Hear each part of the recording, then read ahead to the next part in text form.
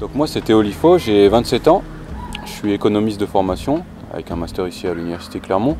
Et à côté de ça, ça fait une dizaine d'années que je m'investis beaucoup dans le développement du handisport, notamment du CCFoot, donc le football pour déficients visuels. Je pense que beaucoup ont pu le connaître grâce au JO. Donc aujourd'hui, voilà, on a un club sur Clermont et on développe à côté de ce sport-là plein d'autres initiatives, la boxe et d'autres sports paralympiques. Le foot, j'ai toujours été fan depuis tout petit. Je cherchais des manières de l'adapter en jouant à côté de chez moi avec les amis d'enfance.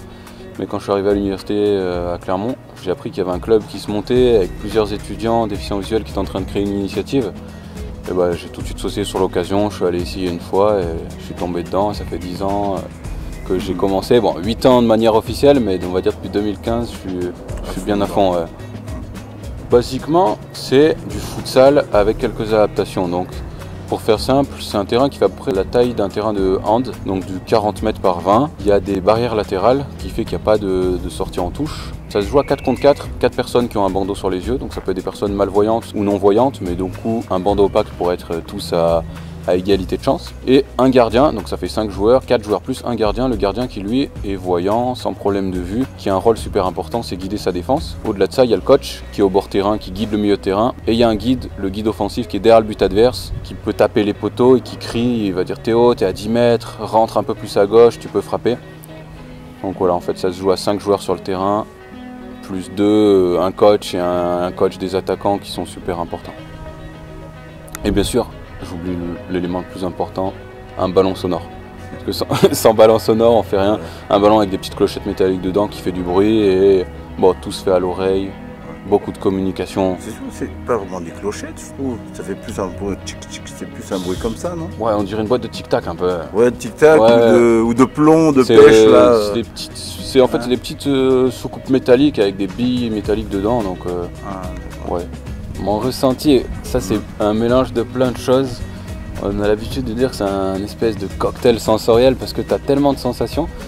Déjà, tu as énormément de bruit. Il faut se mettre dans la peau où tu as les yeux bandés, tout se fait à l'oreille, tu n'as pas vraiment le toucher ni l'odorat qui te sert. Donc c'est 90% de l'audition et tu as tous les joueurs qui crient pour s'appeler, tu as tes coachs qui crient dessus, tu as les autres entraîneurs. Donc déjà, tu as un brouhaha. Il faut arriver à sélectionner les infos, donc là c'est un travail mental qui est assez important, arriver à sélectionner quelle info te concerne, à quel moment. Et les voix peut-être aussi de personnes que tu connais. Reconnaître les voix, mais surtout les voix quand quelqu'un te parle comme ça posément, et quand quelqu'un est essoufflé et crie, c'est pas pareil. Donc il y a déjà un brouhaha, il faut arriver à interpréter l'information, et après c'est de l'orientation et le déplacement sur le terrain. Ça, c'est beaucoup de travail, de mémorisation de l'espace. Forcément, c'est beaucoup plus dur en match quand tu es en pleine course, quand tu fais des allers-retours, que tu es fatigué et que tu as du bruit en plus. Donc c'est vraiment un mélange entre arriver à s'orienter, arriver à analyser les bruits et en plus de ça, arriver à mettre ses qualités de foot et physique en plus. C'est un mélange assez passionnant et on a l'habitude de le faire essayer même à des personnes qui n'ont pas de problème de vue, qui mettent un bandeau. Et ça, c'est à chaque fois Dominique. Je pense qu'on t'a déjà fait essayer un petit peu. Ouais, j'ai fait l'expérience qui a été bénéfique et enrichissante. J'ai pas été loin. Mais c'est un peu ça, ouais. C'est vraiment bouleversant, mais ça stimule plein d'aspects du cerveau. Et on a l'habitude de dire après un match, on est aussi fatigué, si c'est pas plus mentalement que physiquement. Parce que la concentration, elle est énorme. Bon, le foot, c'est ce que j'ai pratiqué depuis toujours, mais j'aimais bien faire un peu de tout. Ce que j'ai fait vraiment en club, de manière officielle, c'est l'athlétisme, le vélo en tandem, le vélo de route. Récemment, on a commencé un projet boxe, handi-boxe, boxe à l'aveugle. À côté de ça, j'ai testé plein de sports. J'ai toujours essayé de trouver des adaptations, même j'ai essayé le tennis, le ping-pong, le ski, plein de choses. Il y a toujours des petites adaptations qui peuvent se faire avec une balle sonore. Donc j'ai toujours eu envie de trouver des moyens de jouer à tous les sports et de ne pas me poser de limites. Le basket aussi. Bon. Tu fermes la porte à aucun sport? Non, je pense qu'il y a toujours une adaptation qui peut se faire. Mais on va dire principalement athlétisme, vélo et CCFoot et boxe. Dans un premier sens, c'est déjà un épanouissement sportif. Comme n'importe quelle personne qui aime faire du sport, déjà il y a une notion de bien-être, de santé. Après il y a une notion de compétition. Dominique qui connaît ça, le sport de compétition. On a un peu la même mentalité là-dessus. Quand on joue, on fait un sport, c'est pour performer. Donc c'est un sport dans lequel je peux m'exprimer. Ça m'a permis de voyager, ça m'a permis de... J'ai pu jouer en équipe de France Espoir, j'ai pu jouer beaucoup de tournois à l'étranger, donc ça c'est assez incroyable. Au niveau de la transmission, c'est aussi permettre à d'autres jeunes, c'est ce qu'on essaye de faire beaucoup dans le club, d'autres jeunes déficients visuels qui perdent la vue récemment et leur donner une perspective et un sport dans lequel ils vont pouvoir s'exprimer. Et au niveau professionnel, tout ce que j'ai pu développer, tout ce réseau au niveau local, c'est des expériences quotidiennes, aller voir des entreprises, parler du projet auprès des institutions, de la mairie. C'est toujours des expériences qui, au niveau pro, vont te servir et te font grandir en fait. Il y a un projet qui est vraiment fondateur dans le club et qui est assez extraordinaire, c'est en 2022.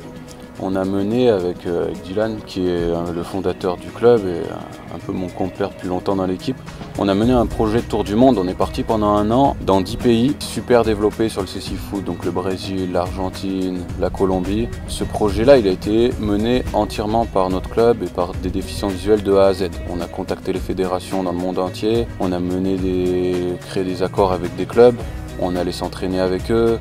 On a reçu du coup des conseils d'entraîneurs exceptionnels, on a joué avec des joueurs qui ont des médailles d'or, on a donné des conférences dans des universités. C'est un projet qui pendant un an, on a vécu que autour du cécifoot et ça a été un apprentissage sportif incroyable, mais aussi humain et culturellement assez fou. Et bon, on est revenu après ce projet-là avec plein d'idées et ça a vraiment totalement changé notre manière d'approcher le sport et même l'association de manière générale.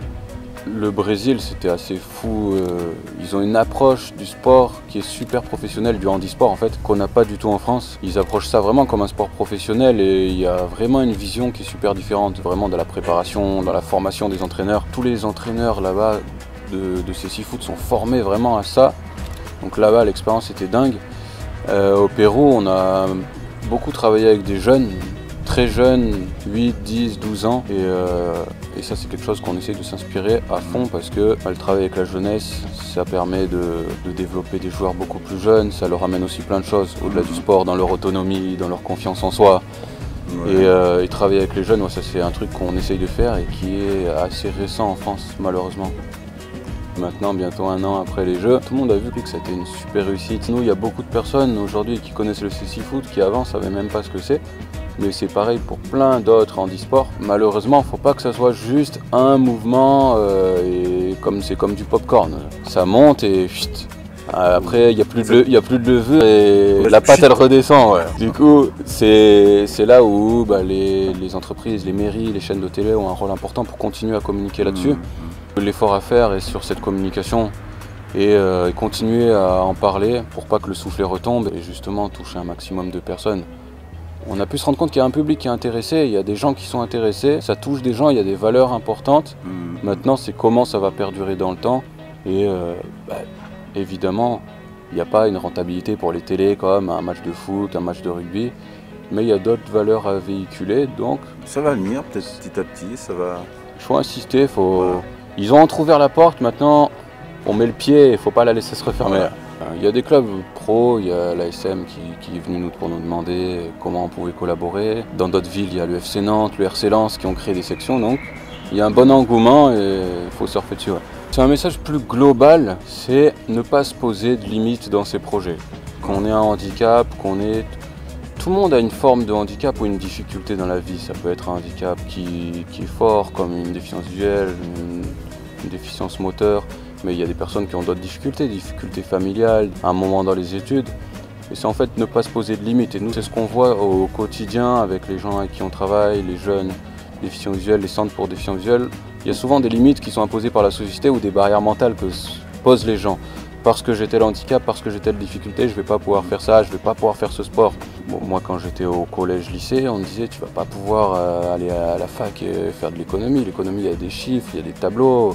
Tu devrais plutôt faire du droit. En fait, il y a toujours un moyen d'adapter, il ne faut pas se poser de limites et t'échoues, tu échoues. Mais en fait, il faut toujours essayer. Je suis persuadé que 99% des choses de la vie peuvent s'adapter et peuvent se faire d'une autre manière. Donc c'est un peu ça le message, c'est vraiment croire en ce qu'on a envie de faire et surtout pas se poser de barrières.